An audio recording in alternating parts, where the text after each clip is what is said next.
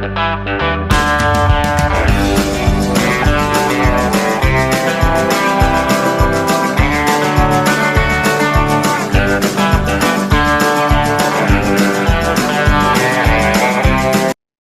Friends, welcome to your channel. तो आज हम पढ़ेंगे न्यूटन्स लॉ के बारे में, जो मैकेनिक्स का बहुत ही इम्पोर्टेंट पार्ट है। हमने जो फर्स्ट पार्ट पढ़ा था वो मोशन के बारे में पढ़ा था, जिसमें हमें जो मोशन का कॉज है उसकी उसकी स्टडी नहीं करते हैं। और जो हमारा जो डायनामिक्स पोर्शन है मैकेनिक्स का, उसमें हम मोशन के कॉज को स्टडी करते हैं कि मोशन किस वजह से हुआ। तो मोशन के जो मेन रिस्पॉन्सिबल फैक्टर वो होता है फोर्स। तो न्यूटन का जो सेकेंड लॉ है वो फोर्स पर ही आधारित है। पहला लॉ तो फोर्स को डिफाइन किया था, दूसरा लॉ फोर्स के मैग्नीट्यूड को बताया था, और तीसरा लॉ जो है एक्शन रिएक्शन पेयर के बारे में बताया था कि बोला कि action reaction pair act on different body with same magnitude but opposite in direction. ये न्यूटन का सेकंड थर्ड लॉ बताया था। तो सबसे पहले हम फोर्स के बारे में जानते हैं। तो सबसे पहले हम टाइप्स ऑफ फोर्स के बारे में बात करेंगे। तो सबसे पहला जो फोर्स का टाइप है वो है टेंशन। टेंशन कहाँ पर अप्लाई होता है? तो टेंशन हमेशा स्ट्रिंग में अप्लाई होता है। तो वो कैसे अप्लाई होता है चलिए हम दिखाते हैं। तो स्ट्रिंग के केस में हम दो तरह के केस पढ़ते हैं। एक तो केस होता है स्ट्रिंग मासलेस और फ्रिक्शनलेस होगा, और दूसरा जो स्ट्रिंग होगा जिसमें मास होगा। तो फिर उसमें क्या होगा उसके बारे में स्टडी करते हैं। तो सबसे पहला जो है हमारा, अगर मान लेते हैं कि एक ब्लॉक है, ये ब्लॉक रस्सी से बंधी हुई है, दूसरा ब्लॉक है, और इस ब्लॉक को एफ फोर्स से खींचा जा रहा है। तो टेंशन कैसे लगेगा? क्योंकि रस्सी जो है तनेगा, रस्सी तनेगा। तो जब हम इस वाले ब्लॉक को खींचने की कोशिश करते हैं, तो ये जो ब्लॉक है इस रस्सी के साथ, स्ट्रिंग के साथ कांस्टेंट है, ये इसके साथ भागेगा। ठीक है बेसिकली। लेकिन हमने जो फोर्स लगाया था इस ब्लॉक पर लगाया था, तो फिर ये क्यों भाग रहा है? फिर इसको जो भगाने का काम करेगा वो टेंशन काम करेगा। यही पहचानना होता है न्यूटन लॉ में कि फोर्स को कैसे दिखाते हैं। अगर ये आपने दिखाना समझ गया, क्योंकि इसके बाद में एफबीडी बनाएंगे जो फ्री बॉडी डायग्राम होते हैं, कि सिस्टम से बॉडी को अलग करके हम उस पर फोर्स निर्धारित करते हैं कि फोर्स किधर किधर वर्क कर रहा है। तो उसके हिसाब से हम पता कर लेते हैं कि बॉडी पर कितने फोर्स लग रहा है और किधर किधर वर्क कर रहा है। तो स्ट्रिंग के बारे में, स्ट्रिंग को जो खींचने का काम करेगा, जो टेंशन टेंशन जो काम करता है हमेशा अवे फ्रॉम द बॉडी। जैसे ये पॉइंट ऑफ कांटेक्ट है, ये बॉल, ये जो ब्लॉक है इस वाले रस्सी से यहाँ पर कनेक्टेड है, तो इस वाले पॉइंट ऑफ कांटेक्ट से दूर होगा, और इस वाले पॉइंट पॉइंट ऑफ कांटेक्ट से दूर होगा। यहाँ पर भी रस्सी इस ब्लॉक से बंधी हुई, इस वाले पॉइंट ऑफ कांटेक्ट से दूर होगा। तो ये जो रस्सी है ये टेंशन इस फोर्स के बराबर हो जाएगा। ठीक है। यहाँ पर चूंकि हम इसको अपने हैंड से पकड़ के खींचेंगे, तो यहाँ पर जो तनाव आएगा, क्योंकि यहाँ पर से जब कोई हैंड से पकड़ेगा, सपोज ऐसे फोर्स लगाएगा, ऐसे इसको खींचेगा, तो यहाँ पर एक ऐसे टेंशन काम करेगा, क्योंकि इसका जो हाथ का जो कांटेक्ट पॉइंट है वो यहाँ पर है, तो away from the point of contact. ये इस तरह से हमारा टेंशन काम करता है। अब हमने देखिए, सपोज अगर रस्सी दूर है सपोज, तो टेंशन डिफरेंट हो जाता है। जैसे यहाँ से यहाँ तक सेम रस्सी है, अभी जो मैं जिस रस्सी की बात कर रहा हूँ वो मासलेस और फ्रिक्शनलेस है। तो मासलेस और फ्रिक्शनलेस रस्सी में टेंशन हर जगह सेम वर्क करता है। ये हमारा यहाँ से यहाँ तक एक स्ट्रिंग है जो मासलेस है, तो यहाँ पर टेंशन सेम होगा। अगर यहाँ पर कोई रस्सी लगी हुई है इससे, तो इस वाले रस्सी में जो टेंशन है वो सेम होगा। तो इसको मैं T1 मान लेता हूँ, तो ये भी T1, अगर ये T2 है तो ये भी T2। तो इस तरह से हमारा टेंशन वर्क करता है। और भी हम इसका हम देखते हैं, जब हम इसको एफबीडी में इसको बनाते हैं तो उसमें पूरी तरह से क्लियर होता है कि फोर्स किधर किधर किसी भी बॉल ब्लॉक पर लग रहा है। तो इसको मैं इरेज करता हूँ कि मास लेस और फ्रिक्शनलेस स्ट्रिंग में टेंशन, सबसे पहले आपको पता होना चाहिए कि मास लेस और फ्रिक्शनलेस में tension at every point on the string will be same. यानी कि जितने भी पॉइंट स्ट्रिंग पर होंगे हर जगह टेंशन सेम वर्क करेगा। इतना आपको याद रहना चाहिए। और अगर रस्सी में मास है तो फिर हर पॉइंट पर टेंशन अलग अलग हो जाता है। ठीक है, हर पॉइंट पे। लेकिन बेसिकली हम ज्यादातर जो हम क्वेश्चन इसमें सॉल्व करते हैं वो मासलेस और फ्रिक्शनलेस स्ट्रिंग के बारे में ही रहता है। मास वाला स्ट्रिंग है वो बहुत कम होता है, इससे रिलेटेड सवाल बहुत कम आते हैं। लेकिन जो मासलेस उससे रिलेटेड ज्यादा सवाल आते हैं। तो जितना भी हम लोग पुल्ली कांस्टेंट पढ़ेंगे, जिसमें पुल्ली से रस्सी बंधी होगी, फिर रस्सी से फिर ब्लॉक बंधा होगा, तो उसमें हम जो टेंशन को निर्धारित करते हैं एफबीडी के जरिए, तो वो खास इम्पोर्टेंट है, उस पर हमको ध्यान देना पड़ता है कि बेसिकली हमारा टेंशन, उसका जो फिर नॉर्मल रिएक्शन होता है, फिर वो फोर्स होता है वो किधर काम करता है। तो हम सब फोर्स के बारे में स्टडी करेंगे, लेकिन अभी बेसिकली जो हम पढ़ रहे हैं वो टेंशन के बारे में पढ़ रहे हैं। आपको टेंशन एफबीडी में दिखाने के लिए आना चाहिए, ठीक है। तो सबसे पहले मैं एक डायग्राम बना, उसमें आपको बताना है कि टेंशन कैसे वर्क करेगा। जैसे देखिए, अगर रस्सी सेम है तो टेंशन हर जगह सेम काम करेगा।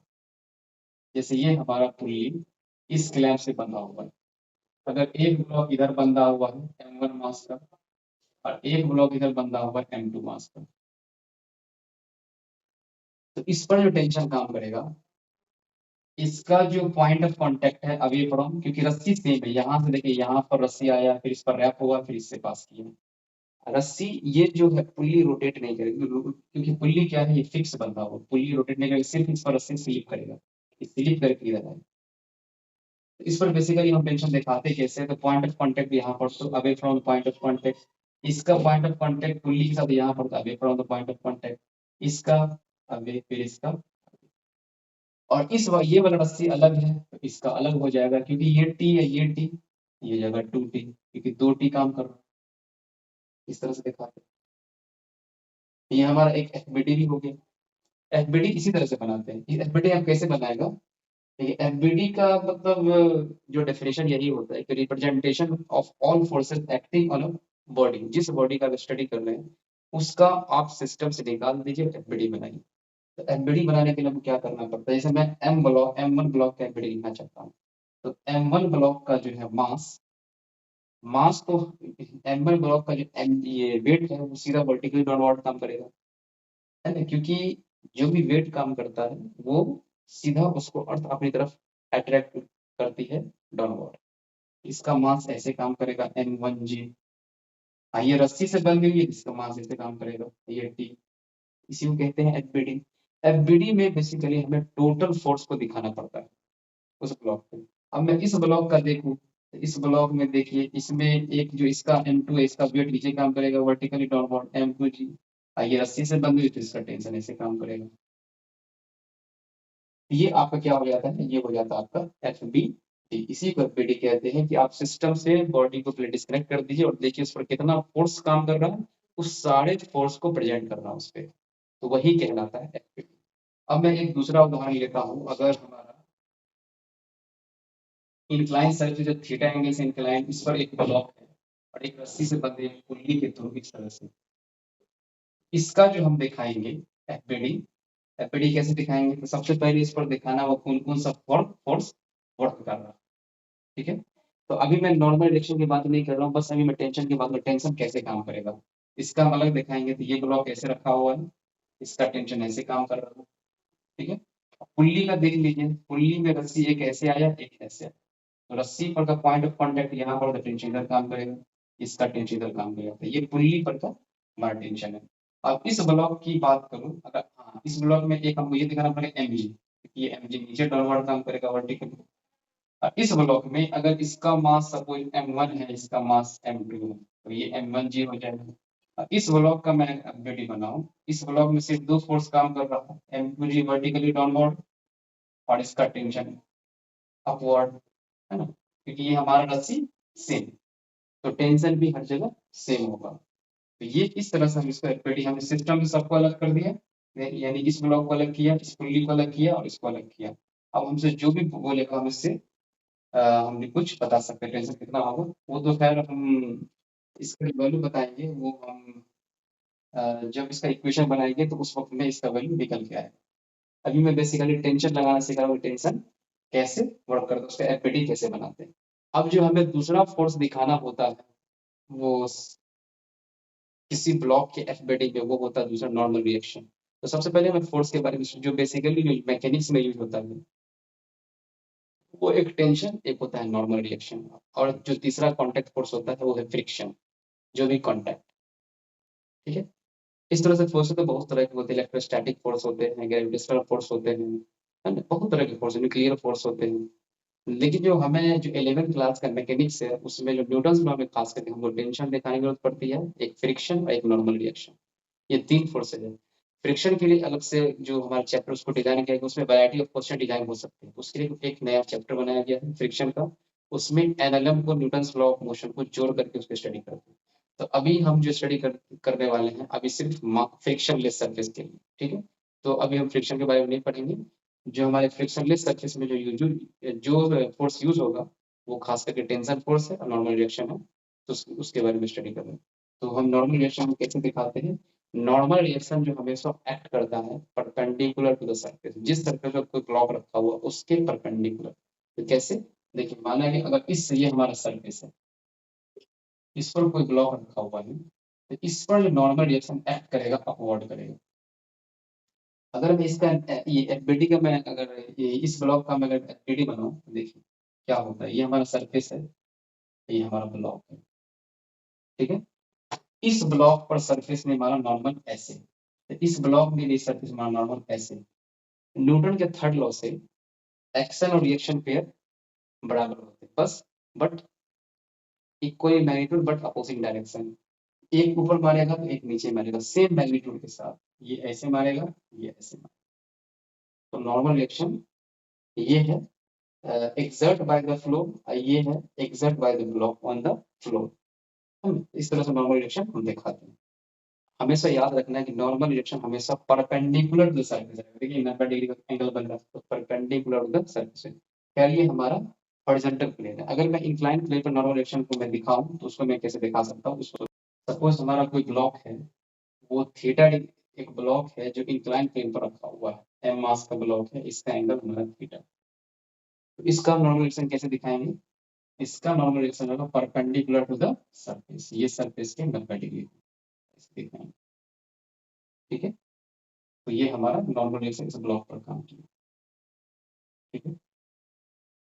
और अगर मैं इसका एफबीडी बनाने की बात करूं तो एफबीडी कैसे काम करेगा? ऐसे नॉर्मल रिएक्शन हमेशा 90 डिग्री पे, ये ऐसे। इसका मास जो है डायरेक्ट वर्टिकली डाउनवर्ड, अगर इसका मास m है, ठीक है, इस तरह से काम करेगा। अब इसके जो कंपोनेंट ब्रेक होंगे वो आगे की बात है ना, क्योंकि इसको हम कंपोनेंट ब्रेक कर सकते हैं क्योंकि इसकी स्लाइडिंग टेंडेंसी इधर है। इसका एक एक्सिस इधर डालेंगे, एक एक्सिस इधर डालेंगे, है ना?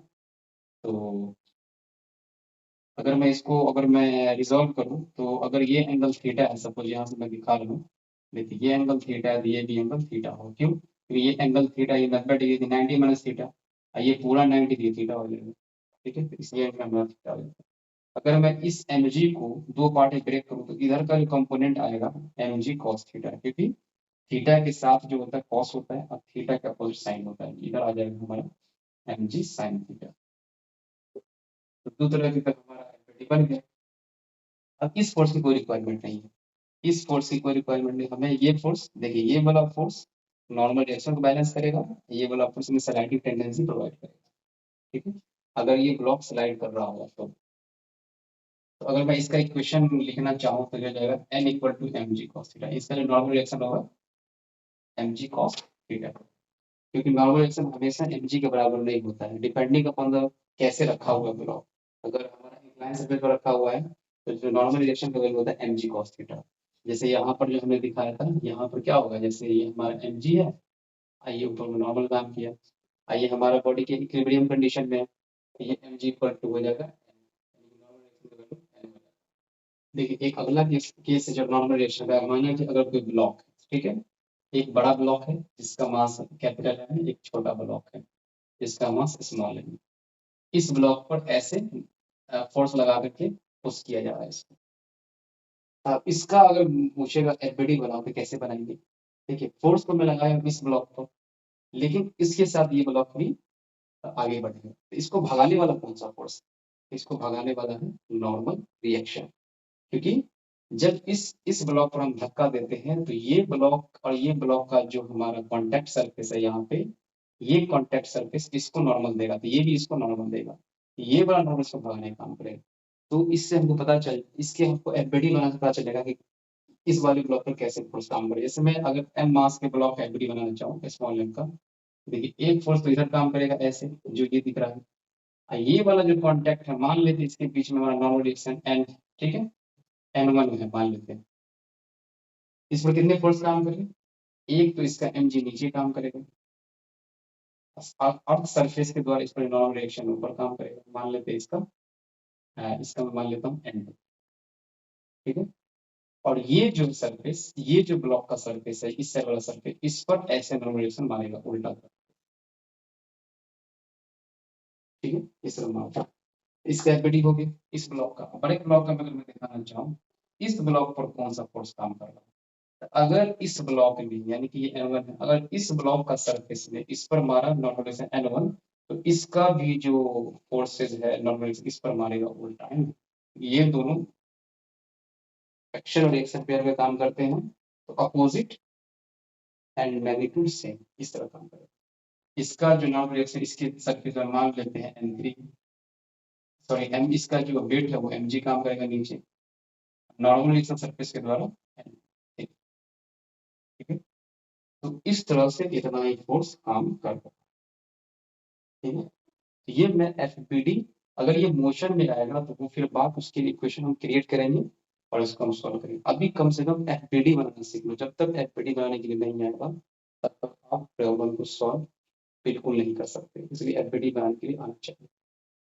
इस तरह के मास सिस्टम में अगर मैं इसमें सपोज एक ब्लॉक और लगा देता ऐसे, ये मान लेते हैं एम डैश, तो फिर इसका एफबीडी कैसे बनता, तीनों ब्लॉक का। तो इसके सरफेस के पीछे, क्योंकि इसका भी कॉन्टेक्ट सरफेस है यहाँ पर, इसमें भी कोई नॉर्मलाइजेशन काम है, मान लेते इस पर N4 काम करता है। तो इस ब्लॉक के लिए मैं दिखाता, इसका तो mg वर्टिकली डाउनवर्ड काम करता है, नॉर्मल रिएक्शन हो जाता है N5, है ना। इस सरफेस का ये वाला सरफेस पर ऐसे काम करता, ऐसे काम करता, ठीक है, ऐसे मान लेते हैं N4। ये भी इस पर ऐसे काम करता, लेकिन मैं इस पर कौन सा फोर्स है, इसके द्वारा नॉर्मल रिएक्शन जो काम करेगा वो इस तरह से काम करेगा, ठीक है। तो इस तरह से इसका एफबीडी बनेगा, क्योंकि इस पर इतना ही फोर्स आपको दिख रहा है। जो भी फोर्स आपको दिखे एफबीडी में, आप सब फोर्स को इस पर दिखा दो, तभी आपका क्वेश्चन सही से सॉल्व होगा। तो फोर्स को दिखाने में हमें कंजूसी नहीं करना है, हर फोर्स को वहां पर दिखाना है सिस्टम से डी अटैच करके, क्योंकि बॉडी को सिस्टम से डी अटैच करके ही एफबीडी, तो ज्यादा हमको क्लैरिटी होता है कि कैसे फोर्स वर्क कर रहा है, ठीक है। इसका हमें खास ख्याल रखना है। अगर माना कि एक ऐसे रखा हुआ है, अगर एक हमारा इसके बीच में सिलेंडर फंसा हुआ है, गोल गोल सिलेंडर है,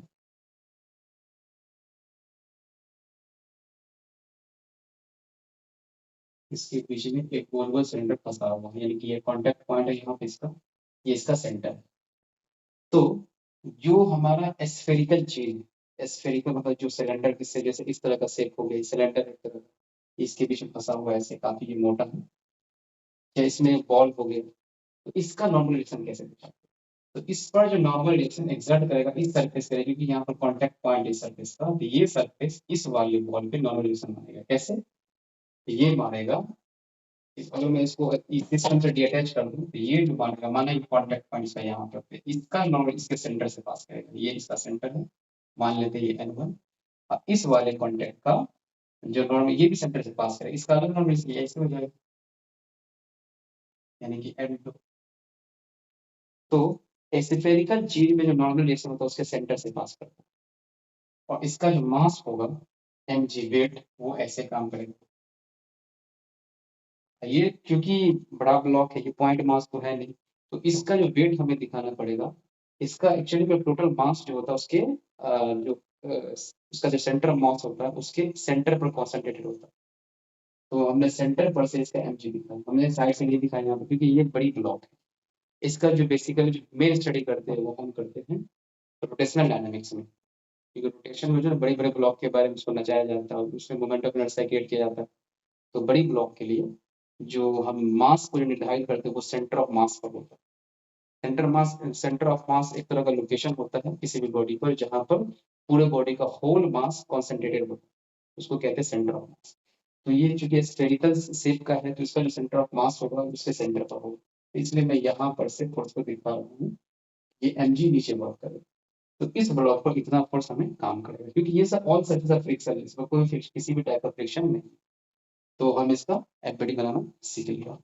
अब पढ़ेंगे हम कॉन्सेप्ट ऑफ इक्विलिब्रियम के बारे में। इक्विलिब्रियम एक तरह का कंडीशन होता है जिसमें ब्लॉक रेस्ट के पोजीशन में बना रहता है। रेस्ट के पोजीशन के मतलब हुआ कि उस पर जो डायरेक्शन, हर डायरेक्शन में लगने वाले फोर्स का मैग्नीट्यूड 0 होगा।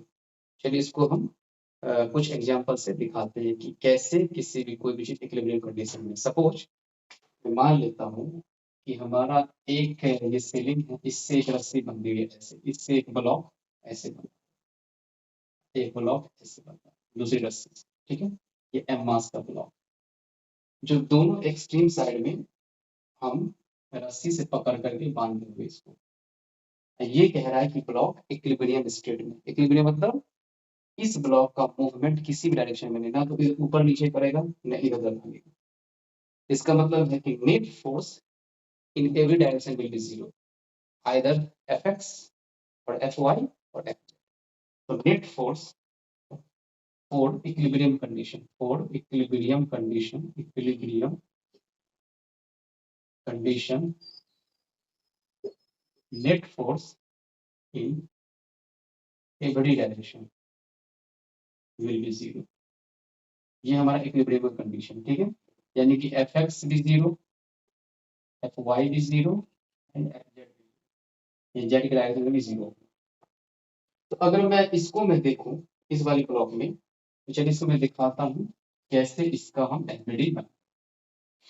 तो देखिए अगर मैं इस ब्लॉक को सिस्टम से डीअटैच किया ऐसे, और मैं एंगल भी डिफाइन कर दे रहा हूँ, मान लेते हैं ये एंगल अल्फा है, ये एंगल बीटा है, मतलब ये एंगल बीटा है। ये वाला स्ट्रिंग इस वाले हॉरिजॉन्टल के साथ बीटा एंगल बनाए, ये वाला स्ट्रिंग इस वाले हॉरिजॉन्टल के साथ अल्फा एंगल बनाए, क्योंकि एंगल को डिफाइन करना बहुत जरूरी है, तभी तो हम इसके जो टेंशन के कंपोनेंट उसको रिजॉल्व कर पाएंगे दोनों डायरेक्शन में। तो मान, क्योंकि रस्सी अलग अलग है, रस्सी मास में से, तो इस रस्सी की जितने भी पॉइंट होंगे वहां पर का टेंशन सेम रहेगा।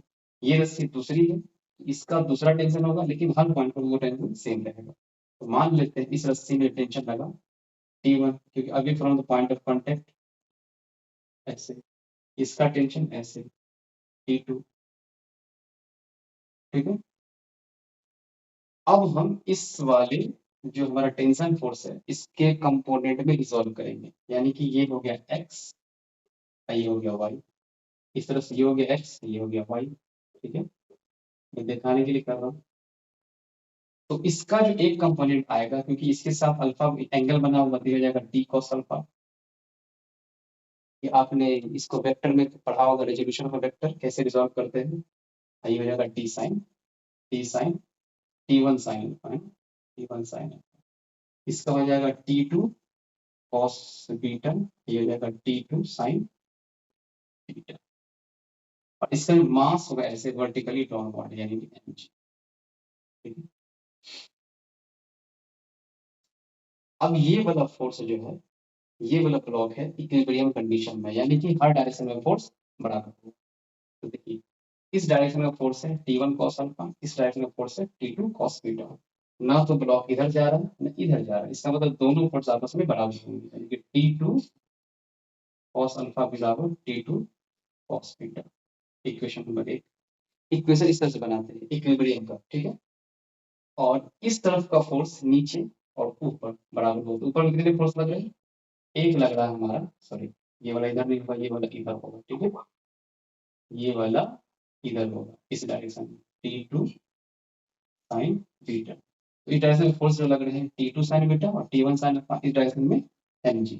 इसका इक्वेशन बनेगा T1 sine alpha plus T2 sine beta equal to mg। Equation number 2।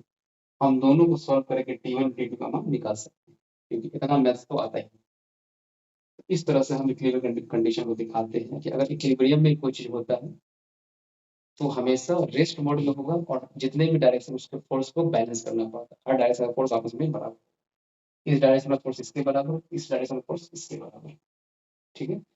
तो इस तरह से हम इक्वेशन बना करके जो भी पैरामीटर्स का रिक्वायरमेंट है उसको हम फाइंड आउट कर सकते हैं। एक हमारा अगला सवाल है, ये इसका एफबीडी बनाने की कोशिश करते हैं। तो सबसे पहले देखिए एक स्ट्रिंग यहाँ पर बंधी हुई है इस क्लैंप से, ये होते हुए पुल्ली होते हुए दूसरी पुल्ली, फिर यहाँ पर तीसरी पुल्ली होती है, एक ब्लॉक को लटकाया गया, ठीक है। अगर मैं ये कह दूं ये ब्लॉक जो है हमारा इक्विलिब्रियम स्टेट में है, क्योंकि ये बंधी हुई है, तो बंधी हुई है ये इक्विलिब्रियम स्टेट में, यानी कि ऊपर नहीं जा रहा, ये नीचे नहीं जा रहा, ये नीचे नहीं जा रहा, जाने की टेंडेंसी होगी कि नहीं?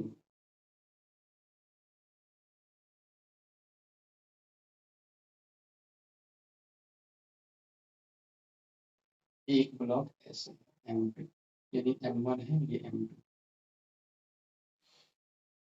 जैसे एक ब्लॉक हमारा सिस्टम दिया होगा इस तरह से, यहाँ ये रस्सी जो है, ये रस्सी देखिए यहाँ से आई है, ऐसे ऐसे ऐसे यहाँ तक आई। ये वाली एक एंड जिसका क्लैंप से बंधा हुआ है, ये फिर इस पर पुल्ली होते हुए दूसरी पुल्ली, फिर दूसरी पुल्ली के सेंटर से एक ब्लॉक को बांधा गया है, फिर ये पुल्ली होते यहाँ पर एक दूसरे ब्लॉक को बांधा गया है। और तो ये कहता है कि ये सिस्टम हमारा इक्विलिब्रियम है। इक्विलिब्रियम मतलब ना तो ये नीचे भाग रहा, ना ये नीचे भाग रहा, यानी मतलब बिल्कुल स्टैटिक है, पड़ा हुआ। तो चलिए इसके इक्वेशन को हम कैसे लिखेंगे देखते हैं, ठीक है। तो देखिए, ये वाला अगर टेंशन है यहाँ से यहाँ तक, देखिए सेम रस्सी है, तो इसके हर पॉइंट पर टेंशन सेम रहेगा। रस्सी अगर बदल जाएगी तो टेंशन भी चेंज। तो इसका जो टेंशन होगा, ये अगर पॉइंट ऑफ कांटेक्ट यहाँ पर, away from the point of contact, away from the point of contact, away from the point of contact, away from the point of contact, away from the point of contact, ये हो गया। लेकिन ये रस्सी बिल्कुल अलग है, तो यहाँ का अगर टेंशन काम करेगा, मान लेते हैं T1, इधर भी T1, इस ब्लॉक। अब मैं दोनों ब्लॉक का एफबीडी दिखाने के लिए जा रहा हूँ, ठीक है। मैं टेंशन को दिखा दिया, एफबीडी देखिए कैसे होगा। अगर मैं M1 ब्लॉक M2 ब्लॉक की बात करूँ, तो इसका मास सीधा इधर काम करेगा, M2G। इसका टेंशन ऊपर काम करेगा, T1, ठीक है। अब इस ब्लॉक का दिखा दें, ये M1 ब्लॉक, इसका जो T नीचे और ये M1G नीचे, इस तरह, ठीक है। लेकिन यहाँ पर हमारे पास है T1 एक अलग वेरिएबल है। T1 को हम T के टर्म में कैसे लिखेंगे, तो इस पुल्ली पर देता हूँ, इस पुल्ली पर, ये पुल्ली में देखो, ये पुल्ली में टी इधर काम कर रहा है, टी इधर काम कर रहा है, और फिर नीचे T1। इसका मतलब है T1 इक्वल टू 2T, ठीक है। तो T1 का वैल्यू जो होगा 2T, ठीक है। सॉरी, T1 का वैल्यू 2T के बराबर होगा, ठीक है। ये तो सारे डायरेक्शन फोर्स बराबर हो जाएंगे, ठीक है। तो एक इक्वेशन तो यहाँ से बन गया, दूसरा इक्वेशन बनेगा यहाँ से, यानी कि T1 इक्वल टू M2G। दूसरा इक्वेशन, तीसरा इक्वेशन इस ब्लॉक से बनेगा M1G इक्वल टू, फिर ये T, ठीक है। तो इस तरह से हम इसको फाइंड आउट कर सकते हैं, T1 भी निकाल सकते हैं और T2 भी निकाल सकते हैं। तो इक्वेशन इस तरह से बनता है, लेकिन उससे पहले आपको एफबीटी बनाना सीखना है, ठीक है। तो ये है एफबीटी का। अभी हमारा एक दूसरा सिस्टम, इसका हम एफबीटी बनाने की कोशिश करते हैं। इस आदमी क्या कर रहा है, इस रस्सी को इधर खींच रहा है, ठीक है। इस रस्सी को इधर खींच रहा है, और ये हमारा एक बंधा हुआ है यहाँ पे ब्लॉक है, इस वाली पुल्ली से। और ये कहता है कि सिस्टम रेस्ट में। तो इसका एफबीटी हम कैसे बनाएंगे, इसका इक्वेशन को कैसे लिखेंगे, हम उसको लिखना सीखेंगे, ठीक है। तो सबसे पहले ये वाला आदमी जो इसको खींच रहा है, इसका जो हैंड का जो कांटेक्ट पॉइंट यहाँ पर है, इससे अब इसका टेंशन काम है। देखिए रस्सी कहाँ तक सेम है, यहाँ से लेकर के यहाँ से लेकर के यहाँ पर एवरी पॉइंट पर जो रस्सी का टेंशन सेम है। और इस वाले जो हमारा पुल्ली से रस्सी गया हुआ था, इसका जो कांटेक्ट पॉइंट है यहाँ पर, away from the contact point, यहाँ पर भी रस्सी का जो टेंशन होगा सेम होगा, ठीक है। ऐसा, अब ये रस्सी अलग है, रस्सी चेंज तो टेंशन चेंज। अगर मैं इसको T1 माना, इसको T माना, तो इसको मैं T डैश मान लेता हूँ, ठीक है। तो इसका जो जो टेंशन होगा वो T डैश होगा, अवे फ्रॉम इसका T डैश, और फिर ये रस्सी सेम है, तो यहाँ तक हो जाएगा T डैश, फिर ये T डैश। तो इस तरह से मैं टेंशन को दिखा दिया, ठीक है। चलो इसका मैं एफबीडी बनाता हूँ, इस वाले ब्लॉक का। इस वाले ब्लॉक का एफबीडी क्या होगा, ऐसे होगा, इसका मास सीधा डायरेक्टली वर्टिकली डाउनवर्ड होगा mg, इस पर टेंशन काम करेगा T1, ठीक है, T1। क्योंकि ये हमारा ब्लॉक किसमें है, इक्विलिब्रियम कंडीशन में। इक्विलिब्रियम कंडीशन में क्या condition, T1 equal to mg। Equation number 1 हो गया ये, ठीक है।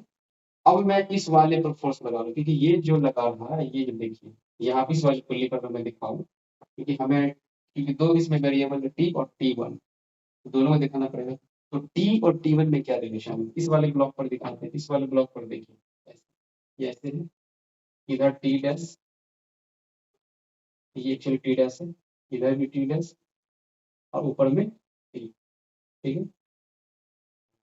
तो ये अगर 2t dash equal to T, तो टी डैश इक्वल टू क्या आ जाएगा, टी बाई टू।